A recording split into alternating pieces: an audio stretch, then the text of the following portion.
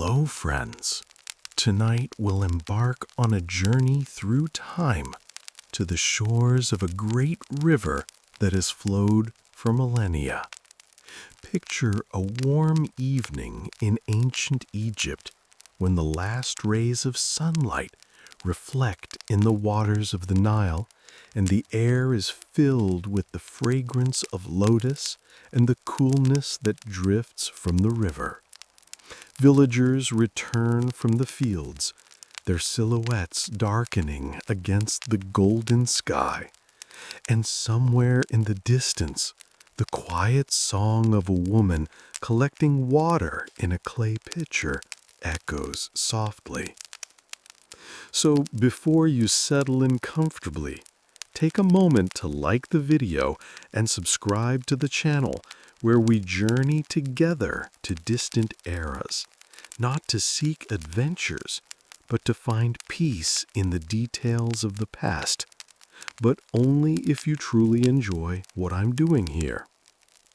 Write in the comments where you're watching from and what time of day it is for you. And if you have favorite historical periods or mysterious stories you'd like to hear about next time, please share your thoughts. I'm always curious to learn what touches your hearts. Now dim the lights. Perhaps turn on a fan to create gentle background noise. And let's dive into today's journey together. Imagine a morning on the banks of the Nile when the air is still cool from the night. Mist slowly rises above the water, like the breath of the river itself. Somewhere in the reeds, a bird rustles, and the water gently laps against the shore. The sun is just appearing over the horizon, painting the sky in soft pink hues. And in this silence, in this tranquility, a new day begins in the life of someone whose name has been forgotten by time, but whose worries and joys are as close to us as they were thousands of years ago. The first rays of sunlight touch the walls of a small house, molded from Nile mud and straw. The clay is warm to the touch. It has stored the night's coolness and now slowly releases it to the morning air. The walls are thick and sturdy. They smell of earth and time, and their brown color blends with the sand beneath one's feet. The roof of palm leaves rustles softly in the gentle breeze from the river. Between the leaves, rays of light peek through, creating a network of light and shadow on the earthen floor. The air inside the house is cool and fresh, carrying the aroma of dried herbs hanging from the ceiling in small bundles. In the center of the main room sits a hearth lined with stone. The ashes from yesterday's fire are still warm, giving off a barely perceptible scent of smoke and burned wood. Nearby stand clay pots of various sizes, their surfaces smooth from frequent use, darkened by soot. There are no windows in the usual sense, only openings in the walls, draped with linen cloths. When the wind lifts them, light and fragrance of blooming acacias growing nearby penetrate the house. The light is soft and diffused, not harsh on the eyes, but gently illuminating the space. Reed mats are scattered across the floor. They're cool to bare feet and pleasantly springy under the weight of the body. In the center of the room stands a wooden chest worn by time, storing the family's simple clothing, linen tunics, papyrus sandals, a few ornaments made of clay beads. The inner courtyard is enclosed by a low wall made of the same clay. Here grows a date palm, its broad leaves creating blessed shade. Beneath the palm, a pit has been dug for storing grain, covered with a heavy stone circle. The earth around it is packed down by the bare feet of several generations.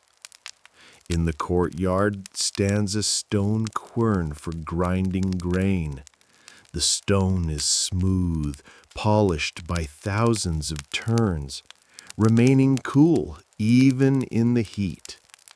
Nearby sits a large clay amphora for water, its surface covered with tiny droplets of condensation that create pleasant coolness. Along the wall grow bushes of aromatic herbs, cumin, coriander, garlic. Their leaves are soft to the touch, and when rubbed between the fingers, the air fills with sharp, pungent aromas. Here, too, are several clay pots with onions and garlic growing in the black soil. Over all this reigns peace and unhurried rhythm. Everything has its place.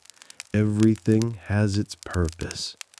The walls breathe with the warmth of the past day and the coolness of the night, creating the perfect balance for life under the heat of the Egyptian sun. In this modest home lives a man named Amos, and his name means born of the moon. He is about 30 years old, though he doesn't know his exact age.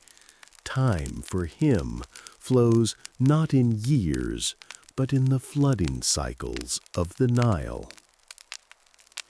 His face is bronzed by the sun, and around his eyes are fine wrinkles from frequently squinting while looking at the fields under the bright sky. Amos's hands are a farmer's hands, broad and strong, with calluses on his palms from the plow handle. His fingers know the touch of earth, can feel its moisture or dryness, can distinguish good grain from bad simply by touch.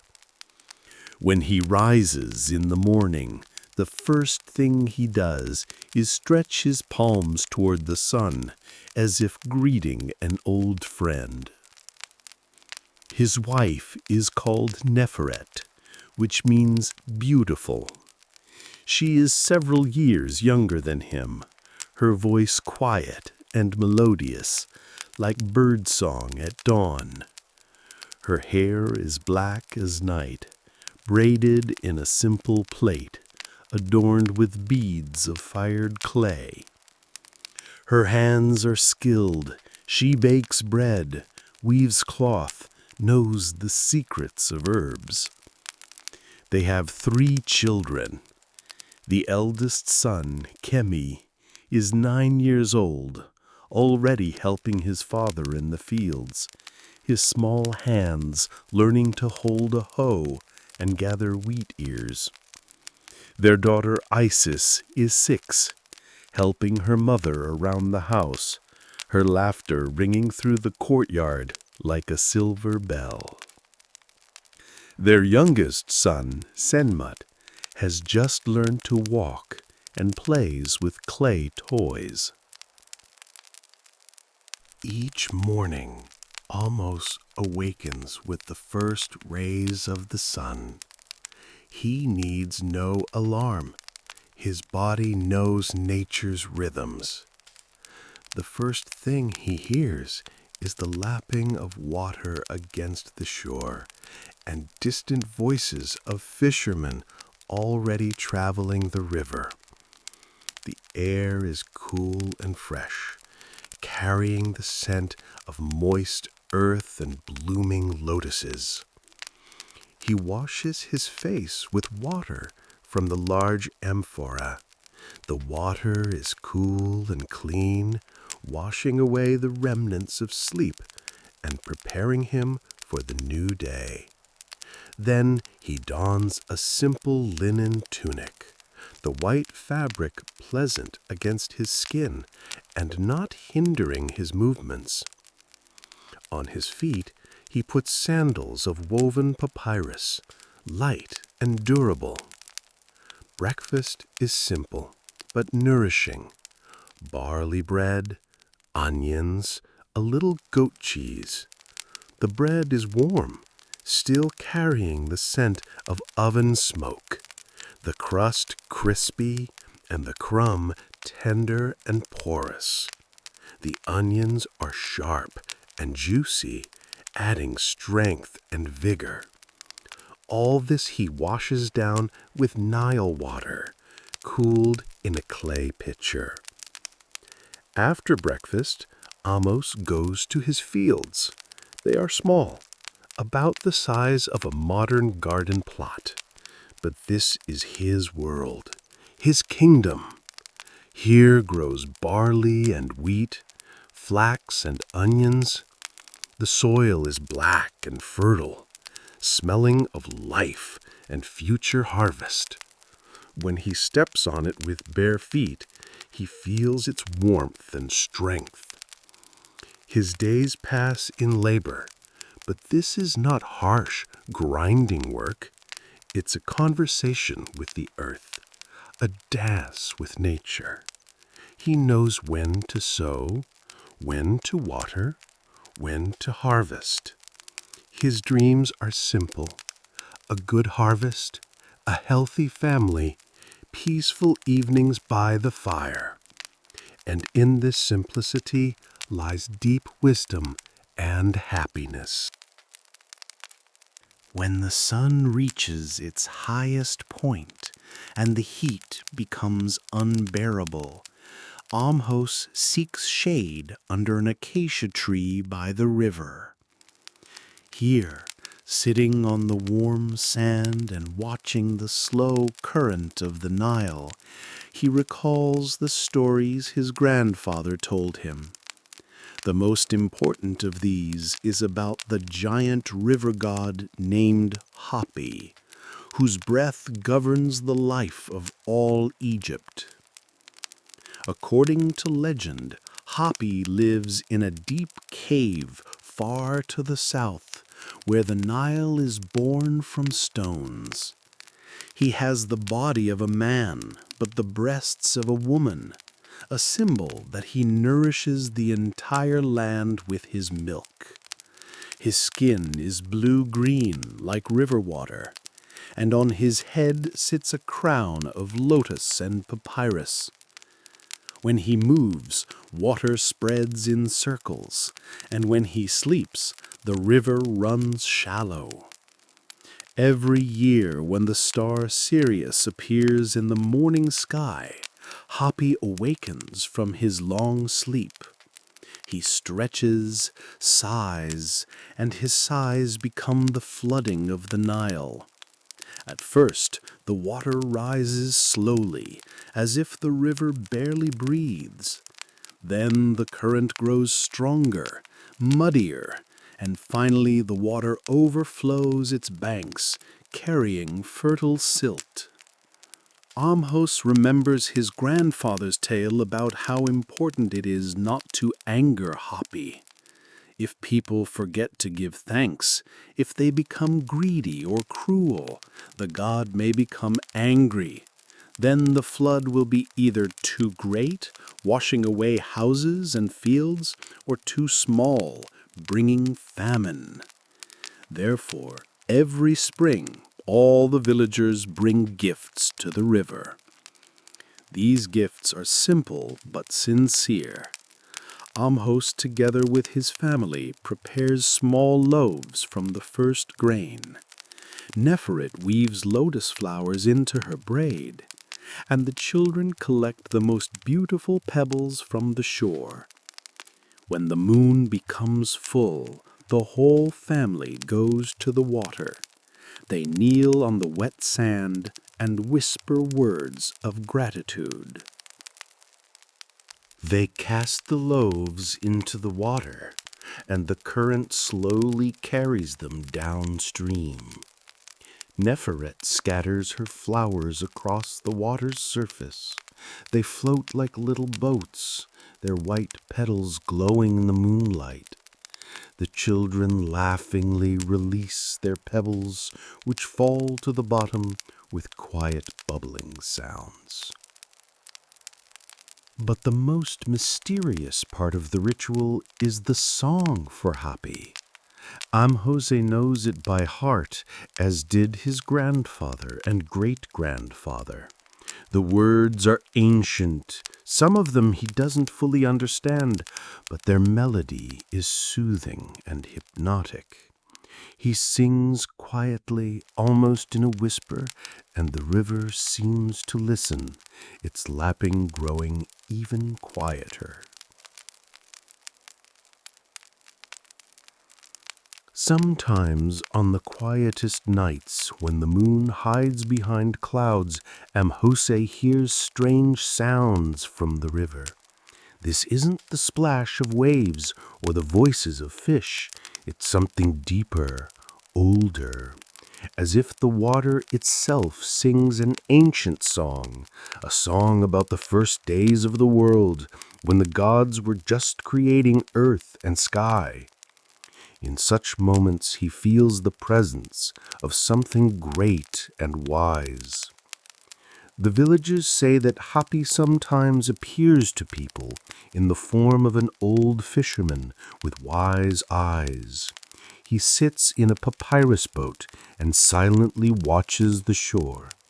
If someone meets his gaze and smiles, the next year will be generous with harvest. But if someone becomes frightened or turns away, the gods may withdraw their favor. Jose has never seen Hapi himself, but he knows the god is always nearby. In every drop of water that irrigates the fields, in every grain stalk that breaks through the earth. Therefore he never forgets to thank the river for its gifts, and the river, it seems, remembers his gratitude.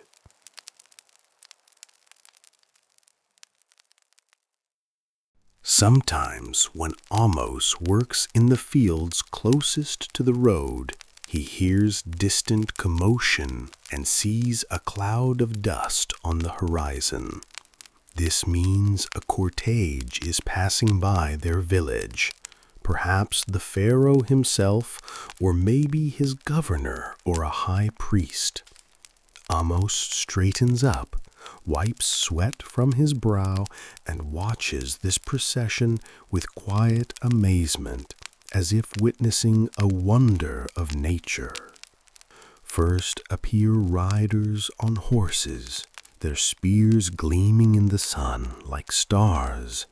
Behind them march standard-bearers, tall staffs with eagle feathers and golden symbols.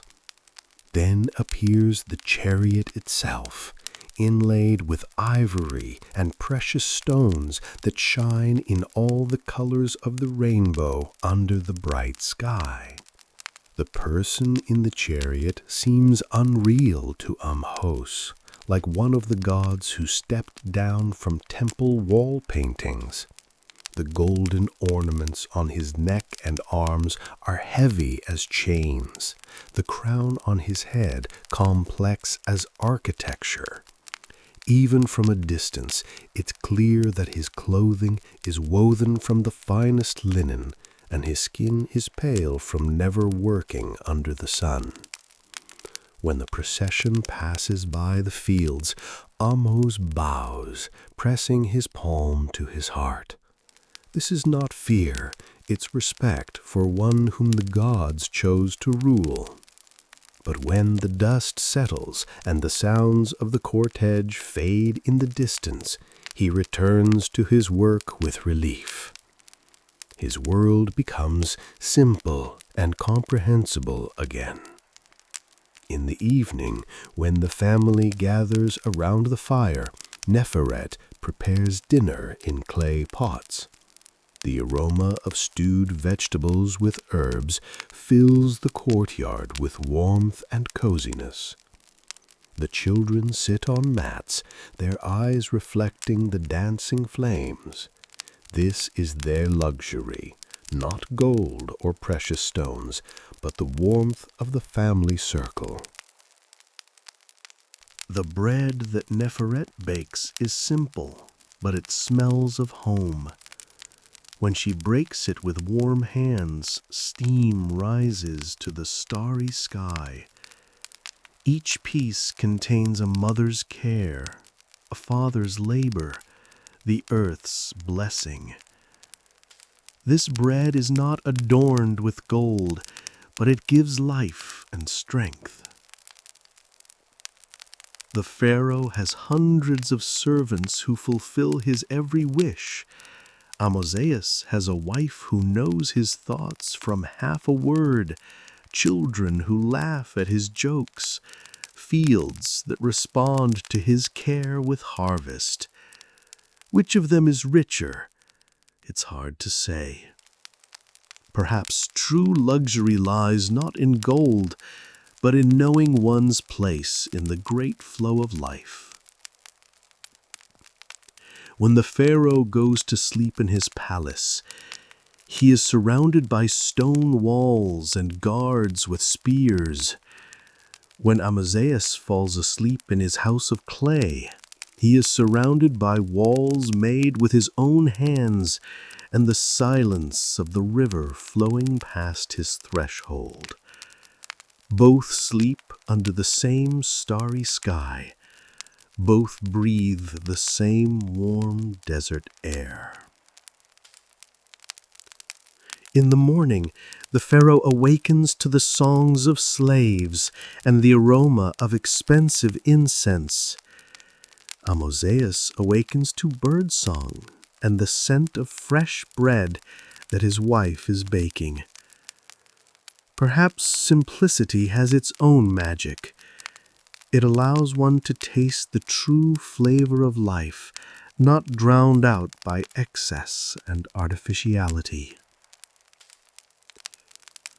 At noon, when the sun is at its zenith and the pharaoh hides in cool marble chambers, Amozeus finds shade under a palm tree by his fields. He looks at the greenery he grew with his own hands, at the river that brings life to his land, at the sky that is equally blue for all.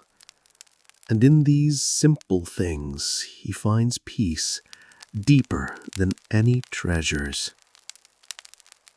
The evening sun illuminates equally softly both the golden walls of palaces and the clay walls of peasant homes.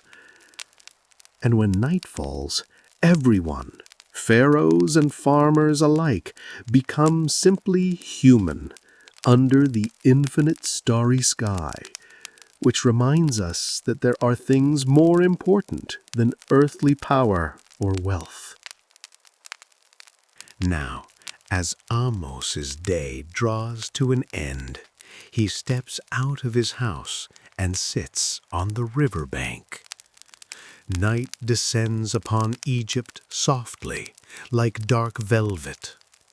The first stars appear in the sky, timidly at first, then more boldly, until the entire sky becomes studded with silvery points. The Nile's water reflects this starlight, creating a double cosmos, one above, another below. The air is filled with the fragrances of night, cool moisture from the river, the sweet scent of blooming acacias, subtle notes of smoke from neighboring hearths.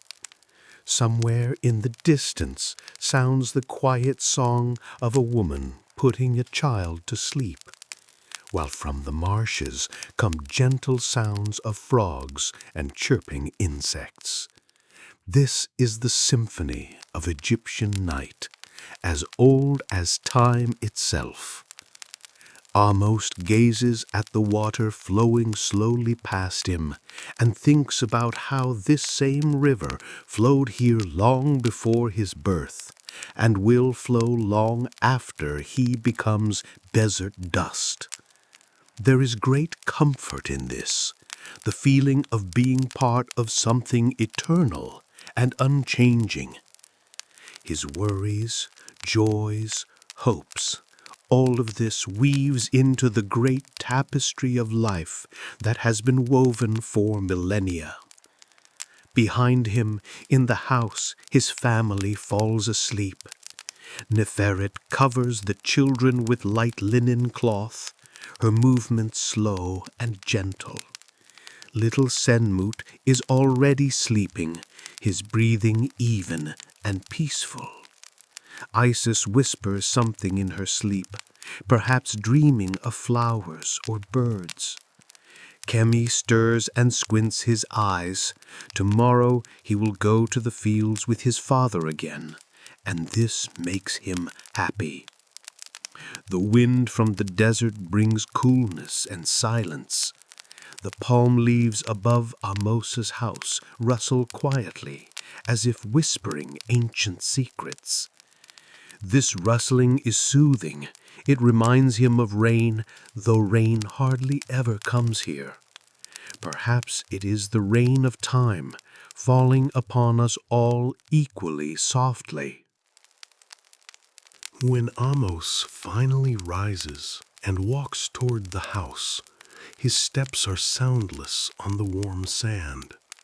He pauses at the threshold and looks back at his small world.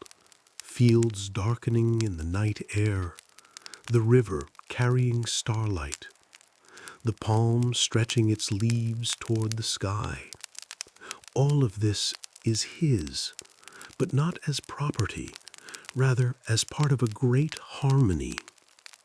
Lying down beside his wife on the soft mat, almost feels the warmth of her body and listens to the quiet breathing of the children. Beyond the wall, the Nile laps gently. Overhead, the stars shine. And in his heart is the peace of a man who has found his place in the world.